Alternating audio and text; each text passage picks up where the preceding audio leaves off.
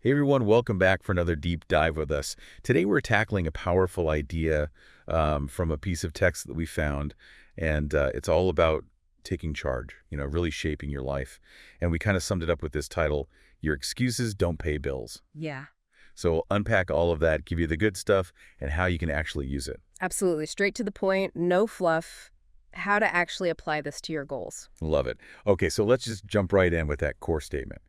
Your excuses don't pay bills. It's pretty straightforward, but what's that key takeaway? When you hear that, what hits you? Well, I think the most important thing is that, explaining why you haven't done something, it's not going to magically make it happen. Right. Especially when we're talking about something tangible like finances. Like, all the reasons in the world won't just suddenly put money in your bank account or get you closer to that goal. It's about results.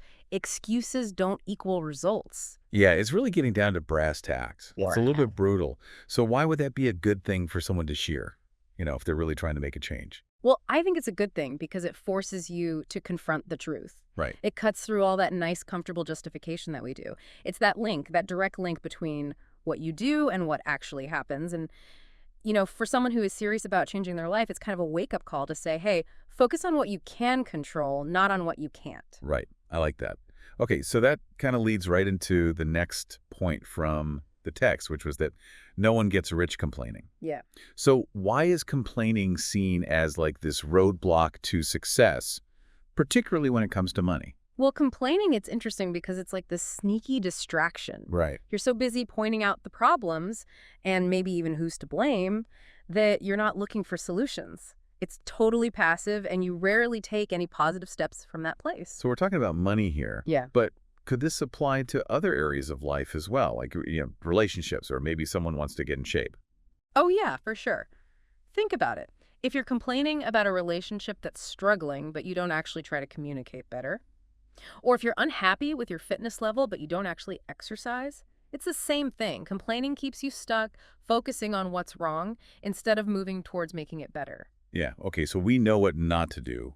What does the text tell us to do? Well, it says find solutions, take action, and build the life you want. Pretty powerful stuff. I love that. So let's break it down. Find solutions. What does that actually look like in practice? Finding solutions is all about being proactive. Instead of dwelling on the problem, you're looking for answers. Exploring options, figuring out what resources are available. Maybe it means doing some research, learning new skills, or even just asking someone for advice. It's about being resourceful. So you've got your solutions, but then it says take action.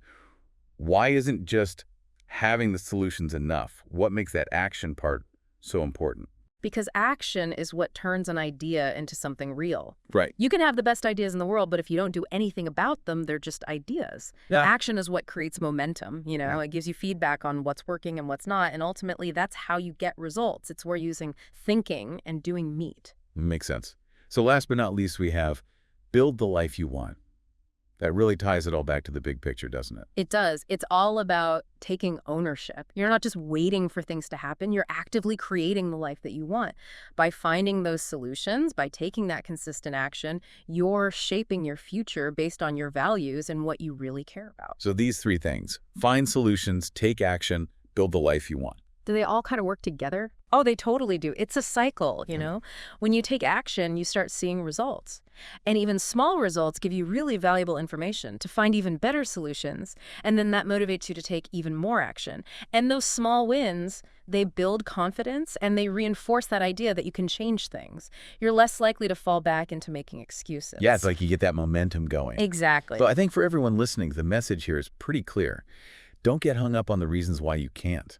Right. Focus your energy on figuring out how you can take those first steps. I think that's where the real power lies. And I think what's so cool is that it's really a simple framework, but it's so powerful. It reminds you that you have the ability to create the life you want, but it takes more than just thinking about it. You got to be engaged. That's a great point to end on, I think. So for all of you listening, think about this. What's one small action, just one that you can take today that moves you away from an excuse and towards a solution? Something that really matters to you. Think about that. Thanks for joining us for this deep dive.